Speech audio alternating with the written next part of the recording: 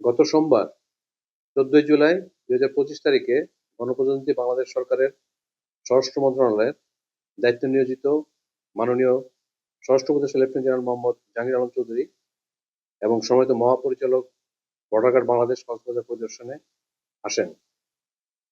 আসার উপলক্ষ ছিল রোহিঙ্গা ক্যাম্প সহ কক্সবাজার জেলা মাদকদ্রব্য নিয়ন্ত্রণ বিষয়ক আলোচনা সভা।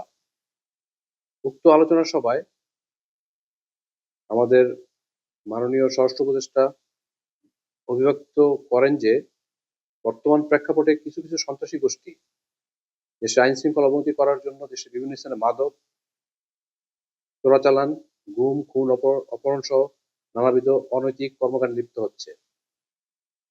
কক্সবাজার জেলার বিভিন্ন এলাকায় এরূপ কোনো ধরনের ঘটনা যেন না ঘটে সেক্ষেত্রে সকল আইন শৃঙ্খলা বাহিনীকে বিশেষ গোয়েন্দা নজরদারি বৃদ্ধি, টহল তৎপরতা জোরদার সহ বিভিন্ন স্থানে অভিযান পরিচালনার জন্য নির্দেশ প্রদান করেন। এরই ধারাবাহিকতায় উখিয়া ব্যাটালিয়ন 64 বিজিবি অদ্য 15 জুন 2025 তারিখ আনুমানিক 1800 ঘটিকায় সদর নীলা বিওপির বিশেষ টহল দল কর্তৃক নীলা ইউনিয়নের রঙ্গিখালী গহীন পাহাড়ের মধ্যে চিরুনি অভিযান পরিচালনা করে। বিজিবি টহল দলের উপস্থিতি টের পেয়ে ডাকাত দল তাদের আস্তানা থেকে গহীন বনে পালিয়ে যায়। বিজিবি টহল দল তাদের আস্তানায় ঘেরাও করে এবং তল্লাশি অভিযান চালায়। তল্লাশি অভিযানের মাধ্যমে বিজিবি টহল দল ডাকাতদের লুকিয়ে রাখা বিভিন্ন প্রকার অবৈধ অস্ত্র ও গোলাবারুদ উদ্ধার করে। তার মধ্যে বিদেশি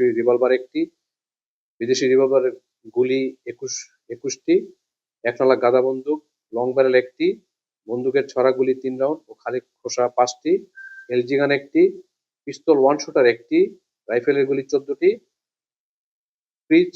ফ্রিজ লং বডি 2টি এবং রামদা 1টি উদ্ধার করতে সক্ষম হয়। প্রসঙ্গত, রঙ্গিখালীতে মাদক চোরা কারবারি, ডাকাত, অপহরণকারী, গুমকারী, অপরাধীরা গহীন পাহাড়ে বনের ভিতর আস্তানা ঘিরে লুকিয়ে থাকে। বিজিবি এই ধরনের সাহসিকতা অভিযান অব্যাহত থাকবে।